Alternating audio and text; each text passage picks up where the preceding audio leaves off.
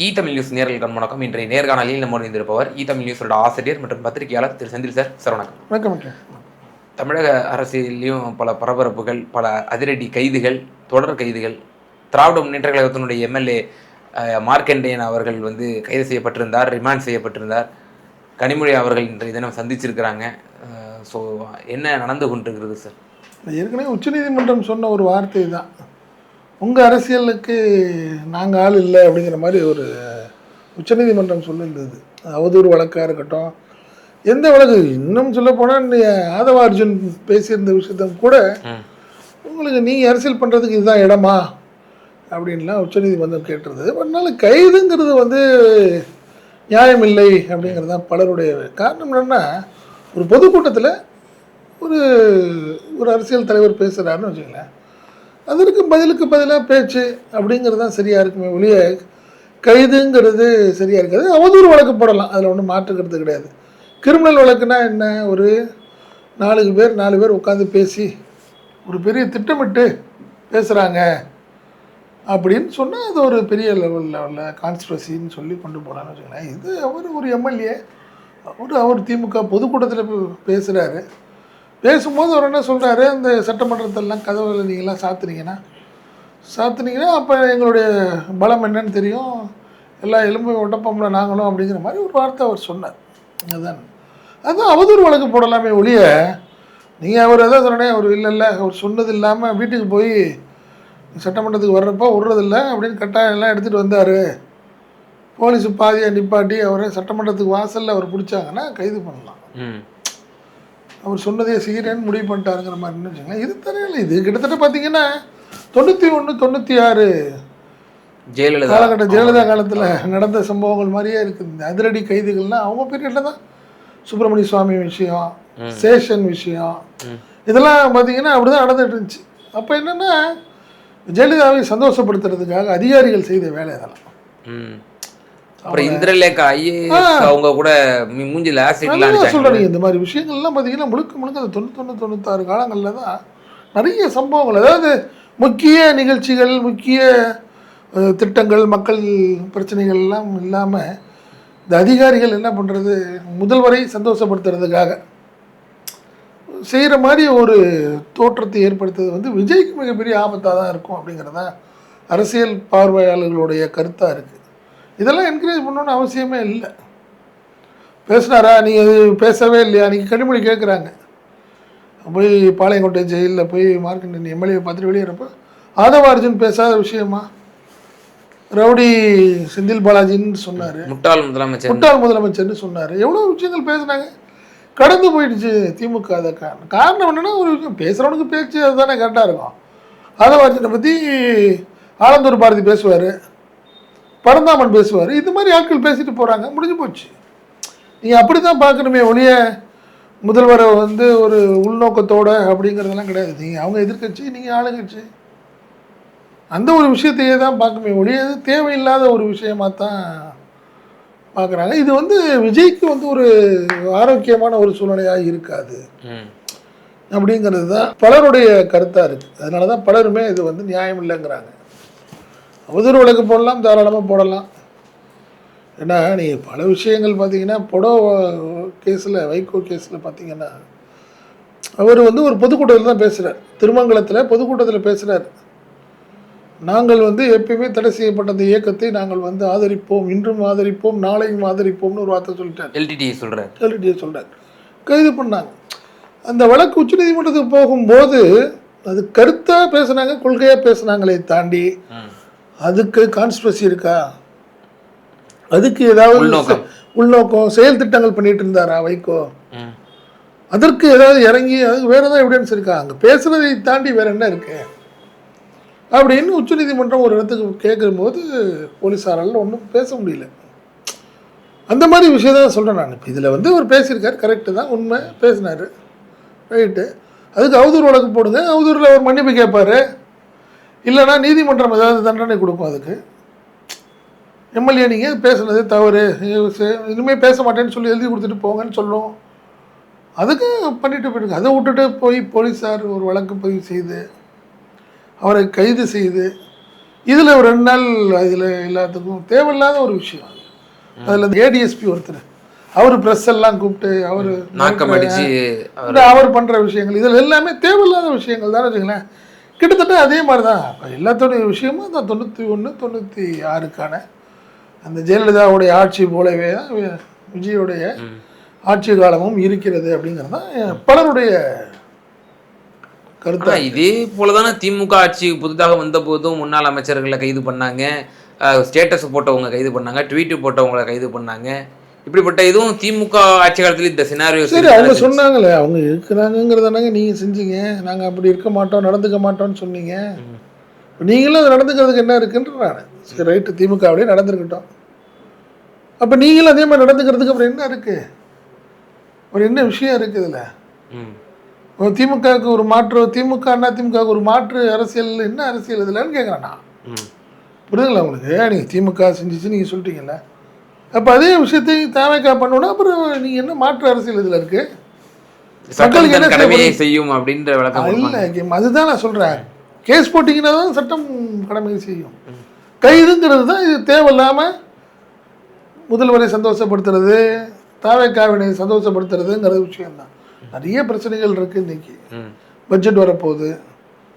இன்னும் நீங்கள் சொன்ன தேர்தல் வாக்குறுதிகளில் பல எதையுமே இன்னும் நீங்கள் ஆரம்பிக்க கூட இல்லை. புரியுதுங்களா? தண்ணி இல்லை, மேட்டூரில் தண்ணி இல்லாமல் கிட்டத்தட்ட குறுவைங்கிறதே பொய்த்து போய்விட்டது. பல பிரச்சனைகள் இருக்குது. இப்போ உண்மையிலே விவசாயிகளுக்கு பயங்கர பிரச்சனையாக இருக்குது. இன்னும் 2 மாதம் கழித்து உங்களுக்கு தண்ணி இல்லை, குறுவை சாகுபடி போயிடுச்சுன்னா நீங்கள் கொண்டு பார்த்தீங்கன்னா நீங்கள் நெல் விலை அதிகமாயிரும், அரிசி விலை அதிகமாயிரும். இந்த மாதிரி பிரச்சனைகளை நீங்கள் பார்த்தீங்க, கவனம் செலுத்துனீங்கன்னா பரவாயில்ல. நீங்கள் முழுக்க இதுக்கு நிர்மல்குமாரும் அதை நியாயப்படுத்துகிறார். அதுக்கு நிர்மல்குமாரும் பேசிட்டு போயிடலாம். அதை பற்றி அவர் பேசுறதுக்கு இவர் தெளிவாக சொன்னார். யார்? வன்னியரசு ஒரு வார்த்தை சொன்னார், எல்லாருக்கும் எலும்பு இருக்கு பார்த்துக்கிறோம். அது அவ்வளோதான். இதுக்கு பதில் அதுதான் பதில். அதுக்கு ஒரு கேஸ் போட்டு போகணுமான்றான் நான். கேஸு போட்டு அது ஒரு அலம்பல் பண்ணிகிட்டு இருக்கணுமா? அது தேவையில்லை. அப்படி என்ன மிரட்டி பார்க்குறாங்க. அது மிரட்டலாம் இருக்காது. அவங்க என்ன நினைப்பாங்க திமுகவில், அவன் பேர் எடுத்துட்டா இப்போ நம்மளும் எதாவது பேசினார்னா அரெஸ்ட் பண்ணுவாங்கல்ல, நம்மளை பற்றி இன்னும் ரெண்டு பேர் பேப்பரெல்லாம் நியூஸ் போடுவாங்கல்ல, அப்படி தான் சொல்லுவாங்களே ஒழிய இது மிரட்டி இதனால் மிரட்டி என்ன பண்ண முடியும்? இன்னும் 1 நாள் 2 நாள் இருக்க முடியும் ஜெயிலு. இன்னும் 6 மாதம் 1 வருஷம் அடைக்க முடியாதுல்ல.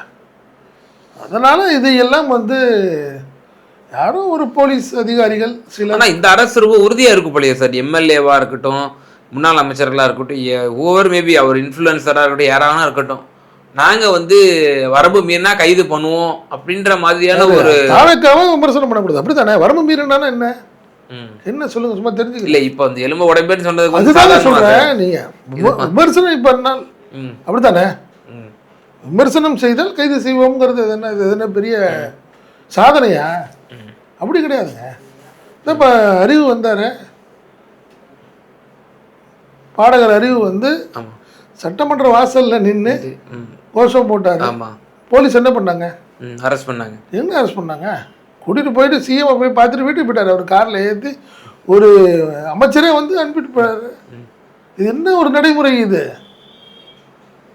என்ன நடைமுறை? இது நான் கைது செய்யணும்னு கட்டாயப்படுத்தலை. உங்களுக்கு வேண்டிய விஷயம்னா ஒன்று, வேண்டாத விஷயம் ஒன்றான்னு கேட்குறேன்.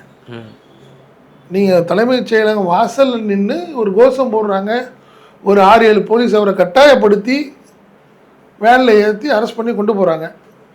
இது முதல்வருக்கு காதில் தகவல் போய் சொல்லுது. உடனே இல்லை அறிவு வர சொல்லுங்கன்னு அவர் வர சொல்லி அவர் சிஎம் 2 நிமிஷம் பேசி ஒரு செல்ஃபி எடுத்து அவரை ஆதவார்ஜன் கொண்டு போய் காரில் ஏற்றி அனுப்பி விட்றாங்க. இது என்ன நடைமுறைன்னு கேட்குறேன் நான். என்ன நடைமுறை இது? நியாயமே இல்லைன்றண்ணா, சரியில்லைல்ல. இது சட்டம் கடமையை செய்யும்னா இது கடமையை செய்தாது. என்ன விஷயம்? எப்படிங்க இது நல்லா இருக்கு? இது விவசாயிகள் நடந்த ஊனமுற்றோரோ இல்லை யாரோ ஒருத்தரோ ஒரு 4-5 பேர் இதே மாதிரி நடந்திருந்தாலும் என்ன செஞ்சுருக்கோம் சட்டம்? சொல்லுங்க. அறிவு என்ன பண்ணார்? கொள்கை பாடலை எழுதியவர், தாவேக்காவுடைய கொள்கை பாடல் எழுதியவர்னா விமர்சனம்லாம் பண்ணலை, நியாயப்படுத்து. நீங்கள் அப்படி நியாயப்படுத்தாதீங்கிறேன் நான். தாவேக்காவை சொல்கிறேன், நீ நியாயப்படுத்தாதீங்க. அந்த எம்எல்ஏக்கு அதே தான், விளாத்திக்குள்ள எம்எல்ஏக்கு என்னவோ அதே சட்டம் தானே அறிவுக்கும் பண்ணியிருக்கணும். அது சரியாக இருக்காது. அதுதான் நான் சொல்கிறேன், கிட்டத்தட்ட 91 96 போல் ஒரு தனக்கு வேண்டியவங்களுக்குன்னா ஒரு மாதிரி, வேண்டாதவங்களுக்கு திமுகன்னு ஒரு மாதிரி நினைக்கிறார். அவர் ஒரு விஷயத்தில் தெளிவாக நினைக்கிறார், திமுகவுக்கு எதிரானது மாற்றானது தாவேகா தான் அப்படிங்கிற ஒரு சூழ்நிலையை ஏற்படுத்தணும்னு நினைக்கிறாரு. அது எடுபடாது, பெருசாக எடுபடாது. தான் நான் பார்க்குறேன். அதே போல் இப்போ இந்த விஜய் அரசு இப்படி கைது நடவடிக்கைகள் வந்து வீரியமாக செயல்படுது, திமுகவினர் மீது இப்படி பாய்ந்து கொண்டிருக்கிறது காவல்துறை, அரசியல் நடவடிக்கை அப்படின்னு பார்க்கப்படுது. மற்றொன்று, டெல்லியில் தலைநகரில் வந்து ஒரு நீட் விவகாரம் அது பற்றி எரிந்து கொண்டிருக்காது, அதை பற்றி ஒரு வாய் திறக்கலாம், அதை பற்றி மத்திய அரசுக்கு கண்டனம் தெரிவிக்கலாம், அந்த போராட்டத்திற்கு ஒரு சப்போர்ட் கொடுக்கலாம். ஆனால் எதுவுமே வந்து செய்யலை. அவங்க அஃபிஷியல் ஐடிவிங்க மட்டும் ஏதோ பேரளவு சில ட்வீட்ஸ் எல்லாம் போட்டுட்டு கடந்து போகிறதையும் பார்க்குறோம். அது என்ன மாதிரியான ஒரு நிர்மல்குமார் கூட அதை சொல்லியிருக்காரு, அது வந்து நியாயம் இல்லை அப்படிங்கிற மாதிரி. அவ்வளோதான். நீ விஜய் அதில் ஒரு ரொம்ப சாதுரியமாக அரசியல் பண்ணுற மாதிரி அவர் ஆரம்பத்திலேருந்து பாஜக விஷயத்தில் ரொம்ப தெளிவாக இருக்கிற மாதிரி அவர் காட்டிக்கிறார். அவருக்கு நல்லாவே தெரியும் பாஜகவை எதிர்த்தால் நம்மளுடைய நிலைமை என்ன ஆகுங்கிறது அவருக்கு நல்லாவே தெரியும். அதுலேயும் குறிப்பாக காங்கிரஸுடைய தன்னுடைய அமைச்சரவையில் காங்கிரஸை கொண்டாந்ததுக்கே அவர் வந்து ஒரு பெரிய ரிஸ்க் எடுத்துட்டார். தொடர்ந்து பிஜேபியை விமர்சனம் பண்ணால் நம்மளுடைய நிலைமை என்ன ஆகுங்கிறது அவருக்கு நல்லாவே தெரியும். பட் இந்த விஷயத்துலலாம் அவர் சொல்லலாம், நியாயம் அவர் யார் யாருக்கும் என்னமோ பேசினவர் ஏன் ஒரு வார்த்தை சொல்ல மாட்டேங்கிறாரு? முதல்வர் சொல்லணும். என்ன காரணம்னா அவர் தான் ஒரு கட்சியினுடைய தலைவர். முதல்வர்னு மட்டும் சொல்ல முடியாது, ஒரு கட்சியுடைய தலைவர். அவர் ஒரு கண்டிப்பாக ஒரு கண்டன அறிக்கையை வெளியிட்டிருக்கணும். இதெல்லாம் எப்படி இந்த கம்யூனிஸ்ட் கட்சிகளாக இருக்கட்டும், திருமாவளவனாக இருக்கட்டும், இதெல்லாம் எப்படி இதெல்லாம் நியாயப்படுத்திக்கிறாங்கன்னு தெரியல. இப்போ இல்லை, ஆரம்பத்துலேயே நம்ம பலமுறை சொல்லிட்டோமே. நீங்கள் கம்யூனிஸ்ட் கட்சிக்கு எதிரான கேரளாவில் இவர் சிபிஐ விசாரணை நடந்து ரைடு பண்ணாங்க, அதை பற்றி ஒரு வார்த்தை சொல்லலை. அவர் எதை பற்றியுமே பேசுகிறது இல்லைன்னு வச்சுங்களேன். இப்போ இந்த விஷயத்துலேயும் அவர் எப்பயும் போல் கண்டம் காணாமல் போயிட்டே இருக்கிறார். அவர் என்ன நினைக்கிறாரு, இது நம்மளுக்கு தேவையில்லாத விஷயம், அது கேட்டால் அதுக்கு ஒரு நியாயப்படுத்துகிறார். என்ன படுத்துகிறாரு, ஒரு கண்மூடித்தனமாக அரசியல் பண்ணணும்னு நான் ஆசைப்படல, எதுக்க மாட்டேன், தேவையான விஷயத்துக்கு மட்டும் பேசுவேன் அப்படிங்கிற மாதிரி ஒரு விஷயம் சொல்கிறாரு.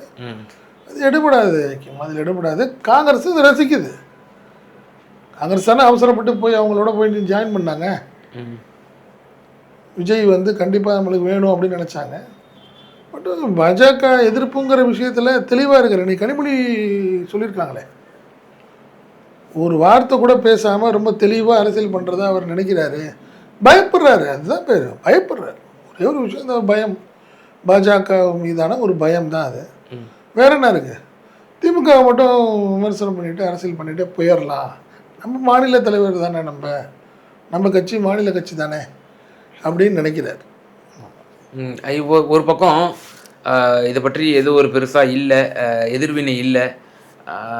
அவங்களுடைய அஃபிஷியல் ஐடிவிங்களையும் இப்படிப்பட்ட ஒரு சின்ன லேசான ஒரு இது அப்படி கொடுத்துட்டு போகிறாங்கிற பொழுது, கூட்டணி கட்சிகளாவது இதை வந்து ஒரு சுட்டி காட்டி இதை பாருங்கள், இதுக்கு நீங்கள் கண்டனம் தெரிவிக்கணும். இப்போ திமுகவுடைய புனிதத்தன்மையை ஈச் அண்ட் எவ்ரி டே வந்து அவங்க வந்து நிரூபிச்சுக்கிட்டே இருக்கணும். அதாவது பிஜேபி எதிர்ப்பில் திமுக உடனடியாக ரியாக்ஷன் பண்ணணும்னு எதிர்பார்க்கக்கூடிய கட்சிகள் டிவிக்கோட கூட்டணி கட்சிகள்.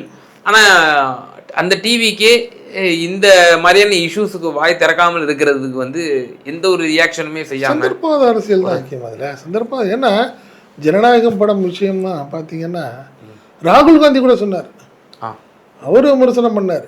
விஜய் விமர்சனம் பண்ண கூட விஜய் அதை பற்றி பேசவே இல்லை.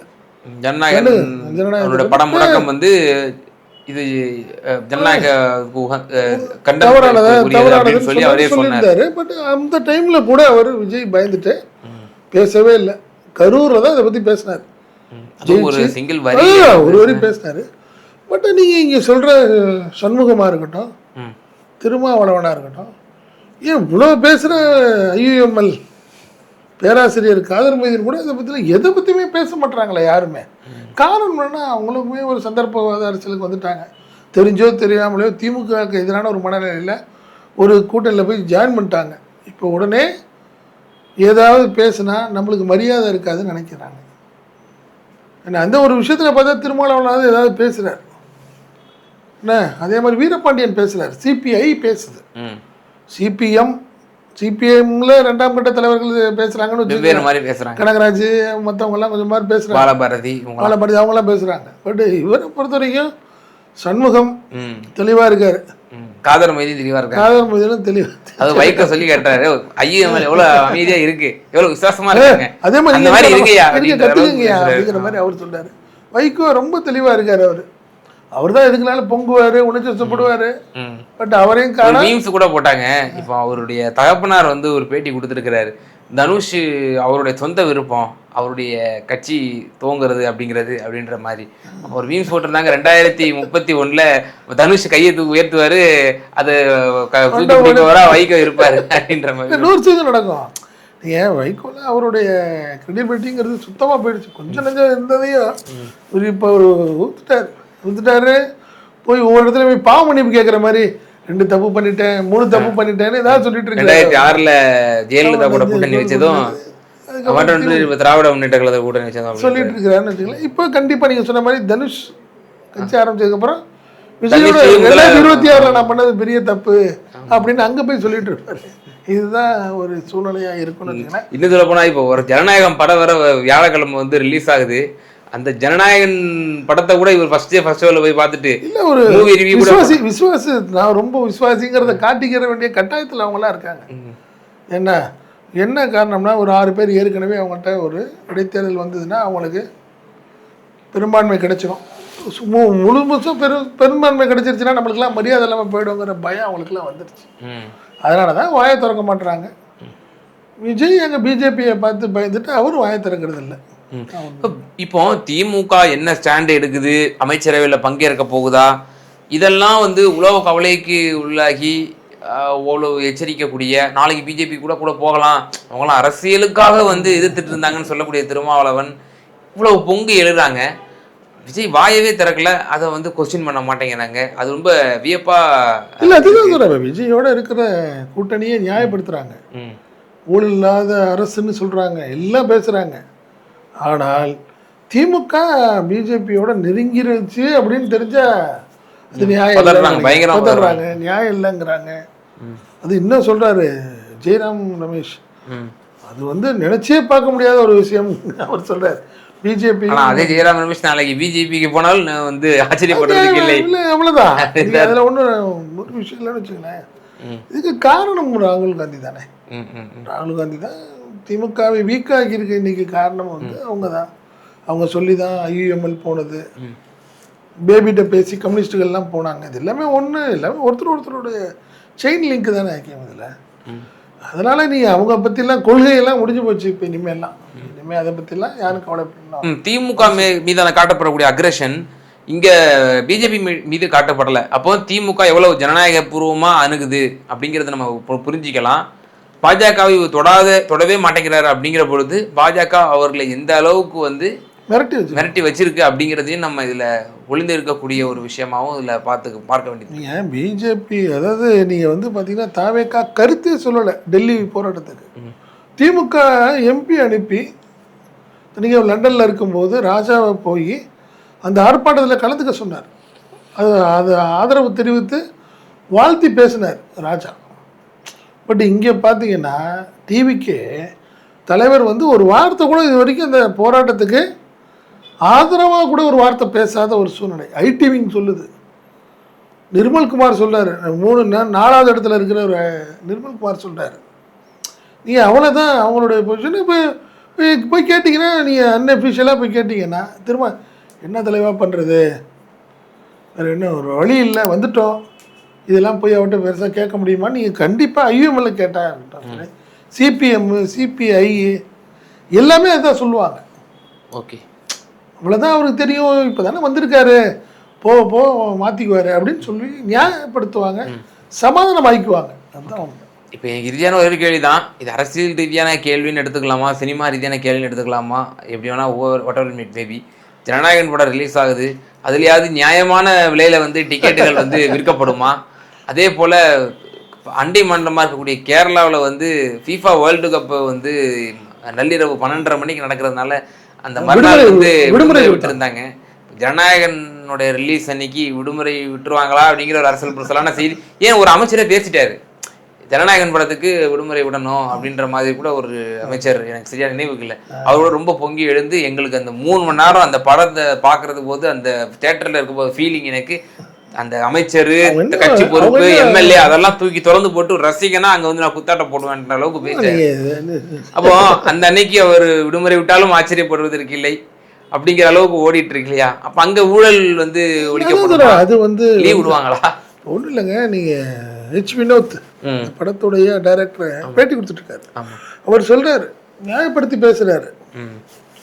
இவ்வளோ காயப்படுத்திட்டாங்க இந்த படத்தை வச்சு, ரொம்ப காயப்படுத்திட்டாங்க, விஜய் ரொம்ப வருத்தத்துக்குள்ள போயிட்டாரு அப்படிங்கிறாரு. இந்த கரூர் சம்பவத்தெல்லாம் நியாயப்படுத்தி பேசிட்டு இருக்காருன்னு வச்சுக்கோங்களேன். இது மாதிரி இது தயாரிப்பாளர் எடுத்த முடிவு, ப்ரொடியூசர் எடுத்த முடிவுன்றவார் யார்? விஜயோ இல்லை யார்கிட்ட கேட்டிங்கனாலும் டிக்கெட் என்னங்க இந்த அளவுக்கு விற்கிது, நியாயம் இல்லையேன்னு கேட்டீங்களா, ஒரே வார்த்தை, இது விநியோகஸ்தருக்கு சம்மந்தப்பட்ட தயாரிப்பாளர் சம்மந்தப்பட்ட விஷயங்க, இதில் முதல்வர் எப்படிங்க தலையிட முடியும் இதில் அப்படின்னு ஒரே வார்த்தையை சொல்லி முடிச்சிருவாங்க. கூட்டணி கட்சிகளும் கண்டுக்காது. இதுதான் உண்மை. ஓ, அப்போ நாளைக்கு விடுமுறை அதுக்கு விட்டு அதுக்கு ஒரு எக்ஸ்ட்ரா ஷோஸை விட்டு என்ன சம்பாதிச்சு அதுக்கு 200 ரூபா டிக்கெட்டை 1000 2000 விற்றா கூட அதுக்கு முட்டு கொடுக்கறதுக்கும் இது பிஸ்னஸ் தலைவா. இதெல்லாம் இப்போ நியாயப்படுத்திங்களா?